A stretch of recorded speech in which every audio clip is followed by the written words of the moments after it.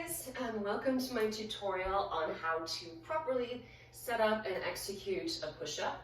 A lot of my clients will tell me, they can't do a push-up, whether it's on their knees or their toes.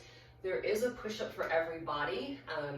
We want to consider first alignment and then also upper body strength, core strength, as well as depth of the push-up.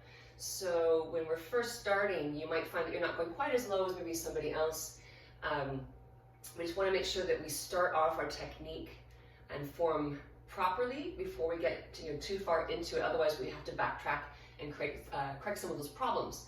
So the first setup for a push-up, you want to have your fingers, I call them starfish fingers. You want to have your palms wide and a lot of space between your fingers. Now for the yogis in my tutorials here, oftentimes the teacher will talk about pressing down through the webbing between your index and thumb. The idea behind this is that it creates more even pressure across the wrists, particularly for those of you that suffer from carpal tunnel or some shoulder injuries. It's very important to keep that weight pretty centered.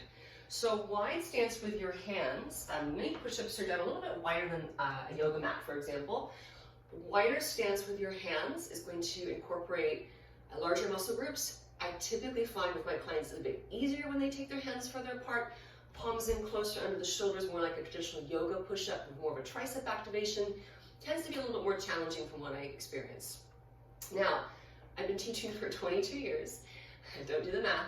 And I find for myself, I'm 5'9", push-ups on my toes.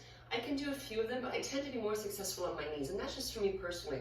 So if you find that that's where you belong, you can get a really great workout doing push-ups on your knees. There's really no reason to take it up to the toes unless you feel like you need that extra challenge. So let's set up for our first push-up. I'm going to start wide with my hands. And I want to have my palms about shoulder height. So what I mean by that is my palms aren't in front of my shoulders or behind them, which causes undue shearing force on the shoulders themselves. Widen those palms out. I'm going to come onto my knees, drop my hips down, and what I want to do is create a board-like effect. So the word plank or push-up has a method to the madness here. So your ears, your shoulders, your hips, your knees, and in some cases your toes or heels should all be on one line like a board. So if you're doing this from your knees, think about if you were going to drop all the way down, your chest would be the first thing to touch the mat, not your belly. So as you're lowering one piece here, my chest would actually be the first thing to touch if I were to go all the way down. What I oftentimes see is people start to drop through their belly, or they lift their tailbone way back here. Both of those are in proper form. The one with the belly down is actually going to hurt your back. Back here, you're probably just going to be doing this all day and get nowhere. So trying that together if you'd like. Long spine, lead from the heart, inhale, and then exhale as you push up. The same principles apply for push-ups on the toes as well. And the depth, again, is entirely based on your experience, shoulder injuries. One more point I'd like to make is that when you do a push-up, when those elbows come in, when you do a proper push-up, the elbows should not go past your rib cage.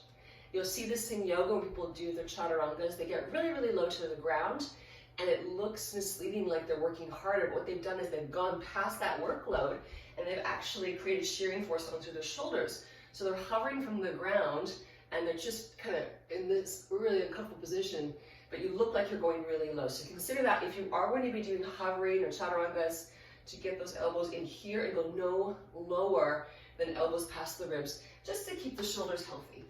All right, so I hope that was insightful and helpful, and that's all for now. Hope to see you again in the near future.